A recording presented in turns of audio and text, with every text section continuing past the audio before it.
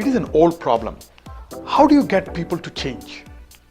But more importantly, how do you make change sustainable? My experience has shown me that change happens when people see that quality is their responsibility. That quality must involve all the people all the time.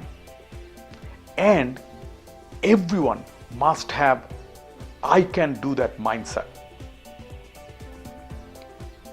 And we must also accept that one size does not fit all, because as you know, when embarking onto the pathway to change, one does not wear someone else's shoes. Resting on those 4 cornerstones that I have outlined, people will see the difference. That's when they will have the aha moment and realize that quality is indeed everyone's business.